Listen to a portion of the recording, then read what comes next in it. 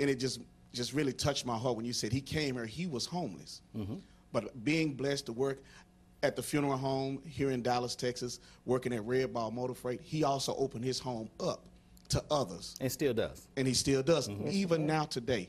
And then for him to, as they say, take nothing and become the #1 successful funeral home in the Southwestern Hemisphere of America, that's a blessing altogether. It is a blessing. And to sit here and be able to stand by him and tell him, Mr. Beckwith, thank you for all that you've done for me in my life and what you mean to me in my life, not just as an employer, but as a father. Because when my dad passed, I went straight to him after it was all over. I said, now you got to be that dad for me. And he's been dad ever since I've known him. What do you think about the Queen of Peace? What do you think his legacy will be? I believe Mr. Beckwith's legacy will be a giving and a sharing legacy, because he has given so much to his employees, to his family, to the community over the last 30 years. When I call families and I do surveys on how the services went, all I hear is great rave reviews on how throughout the years Golden Gate Funeral Home has been there for the family.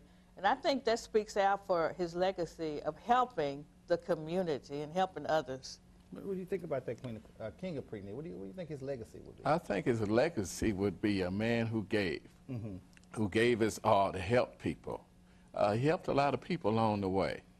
I never heard anybody say a bad thing about him. Isn't that something? All this time. All of it's been good. And I tell you, I believe what Dad is going to be most remembered for is owning the #1 African-American funeral home. He's going to be remembered for burying over 2,000 people a year. He's going to remember for opening funeral homes throughout the nation, different states, as well as throughout our Metroplex. And I think you're going to be remembered for how many people you hired. But I think they're going to kind of miss the boat of who he really is. That's it. And it's going to be sad, because sometimes we only remember their accomplishments and not the people who they really are. And I think you're not going to meet someone that's going to be more humble than he is. You're not going to meet someone that's going to be more giving than he is. And I think it's kind of sad sometimes that we'll miss the true story of who he really is. I know many people out there write books, many people do movies, and I think we need to do something to capture who this true legacy really is. Now, do y'all believe you have to be famous to inspire other people? What do you think about that, Pastor Buddy? No, sir, you don't have to be famous to be inspired. Perfect example, Mr. Beckwith has inspired me because of his love for helping people at the most difficult time in their life. And me being under his wings, under his tutelage, I now feel the same way. I believe in helping people at the most difficult times. So I've been there for 25 years. And because of his inspiration, I can't think of anything else I'd rather be doing other than preaching the gospel, of course. But for his funeral business, I wouldn't work at another funeral home nor leave the Beckwith family for any reason. And I tell you, so often we ask people who the heroes are. We name people we've never met before. We name people that's passed on even before we was born sometime. Do you have to be famous to inspire people, Carol? You definitely don't. As everybody just stated, Dad didn't start out famous. To people now, he's famous. To us, he's Dad. Exactly. To a lot of other people, to everybody and some other people, and then to other people in the community with Golden Gate Funeral Home, he's Mr. Beckwith that's always there.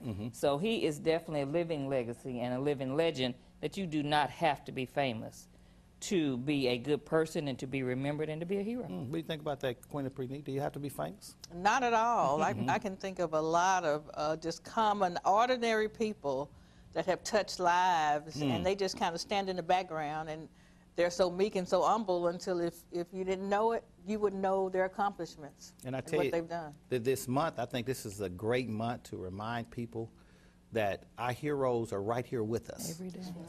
Let's lift them up. Let's tell them how much we love them. Let's not wait till they die. Let's not wait till 20, 30 years from now when somebody make a movie or write a book about them. Then we tell them, oh my God, I knew him and he was such a great person, and then he becomes somebody's hero that's never even met him, that only just knows his story. I think sometimes we have to be careful to not take people for granted when we have them right here, right next to us. Now we're going to take a short break, and we're going to be right back.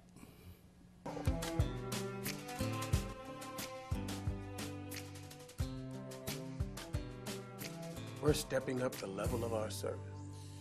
Our goal is to treat your loved ones with the respect they deserve.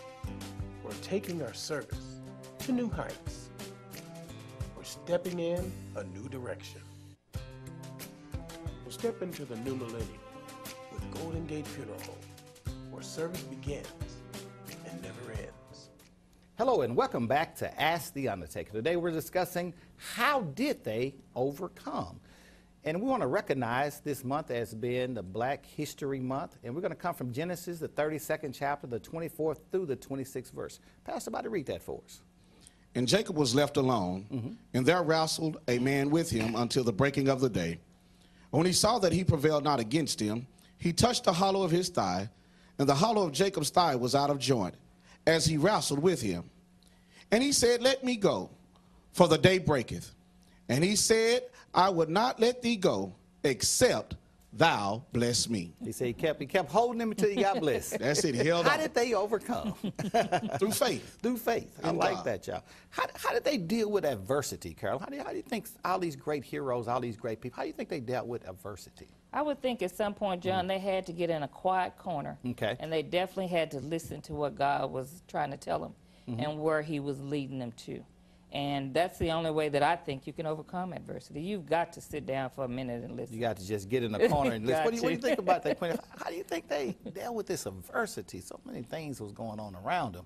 Well, I think first of all they'd have to be believers, and they'd have to have a real strong relationship with the Lord, where they could just go and pray. And a lot of times, if you do have a relationship with the Lord, He rises you above all your circumstances.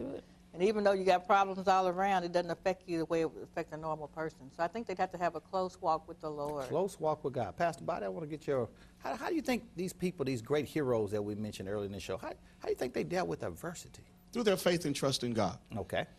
And most definitely allowing Him to lead them in the direction that He would have them to go. And then they stood up and faced it, knowing that He will see them through. You can't overcome an obstacle unless you finally get to it to go over it. Instead of trying to turn away from it or go around it, sometimes you just got to go straight over it and straight through it in order to get to. Mama taught me a long time ago, you have to go through in order to get to. Okay, and I'll tell you, I don't want to leave out the king of preaching. How do you think they dealt with that adversity? I'd have to say a strong faith in God. I know I've listened to some of Martin Luther King's speeches. It seemed like he actually knew what was going to happen to him. So he had to have an ear for God. Okay. Yes, definitely. Now, no, we can't get off the Ask Undertaker show, y'all. There's certain things we have to cover every show. That's right. All right, so I just want to make sure we cover all our bases. We wash all our dishes and put them up now, y'all. Okay. So, Pastor Body, I'm going to start off with you. We understand the importance of beneficiaries of insurance policy. We understand that it's very important that we have correct beneficiary. What's one of the things you should never have as a beneficiary of your insurance? A minor. Never have a Minor child. 18. So if you're watching our show right now, you got an insurance policy, you done pulled it out, you looked on it, and your daughter, your son, or anybody that's under age 18, what should they do? They should have it changed immediately. Change immediately to someone who's of age. That's of age. Who's going to be responsible Okay. and trustworthy enough to execute your wishes as it relates to the financial aspect of your funeral service and the remaining part of that policy and its distribution to those who you see fit to leave it to. Okay. Now, Carl, how am I going to make sure that my wishes are carried out? I mean, we all have so many different wishes. We talked about that last week. How am I going to make sure that happens? You have to write it down. Okay, write it down. No one can read your mind. You can't think about it later and say, oh, I should have done that. Okay. Simply write it down. Okay. Have it witnessed by someone that's not in your wishes, that they're not in your will, nothing that you're leaving to them. It has to be a responsible adult. Then you can have it notarized so it's legal. So your family, if they try to dispute it, then it's a little bit harder. And then, of course, let someone know where your wishes are located. And we use the word wishes and wills together because that's basically They go what a hand in will hand. is. A will is just our wishes. That's we don't all have to it make is. that more difficult than it has to be. And we've done that for years and years and years. We think it's just some big legal document that we're afraid of. It's just your wishes written down. Queen of pre-need, why should I have a pre-need? In 2 minutes or less. Okay. You should have a pre-need because it just makes sense. It's a good investment. Okay. It saves thousands of dollars because the price doubles every 12 to 15 years. It keeps your family from coming out to the funeral home on the worst of their life, making decisions when they're emotionally vulnerable Okay. and they may overspend. So it's just a real wise decision To have a to pre-need. lock in the cost. Now, King of Pre-need, why should I have insurance? You definitely need insurance to leave a legacy for your loved one. That legacy, we talked about that, didn't we? What about a great inheritance? Leave them something besides the bills. Leave them All right. an inheritance where when that time comes, you got your pre-need in place, you got your wills in place, and you got your life insurance in place. All of it goes together. That's all right. So we got a life insurance to make sure we leave something other than bills, Right. leave some type of inheritance, leave some type of legacy behind. We're going to make sure our pre-need in place so we don't have to go out there and try to make decisions on the worst day of our life. We're going to have all our wishes written down. Exactly. And the beneficiaries are going to be legal. Amen. And they're going to be trustworthy people. Is that correct? Most definitely. All right. We want to make sure we get that out on every Ask the Undertaker show. All right. I want y'all to listen to us every Saturday morning at 10 o'clock a.m. on Heaven 97. That's 970 a.m. on your dial. And watch us every Saturday night right here on channel 34.1 at 7 o'clock p.m. May God bless you and may God keep you is our prayer.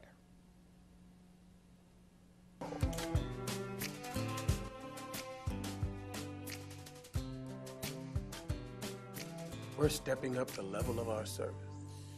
Our goal is to treat your loved ones with the respect they deserve. We're taking our service to new heights. We're stepping in a new direction. We'll step into the new millennium with Golden Gate Funeral Home, where service begins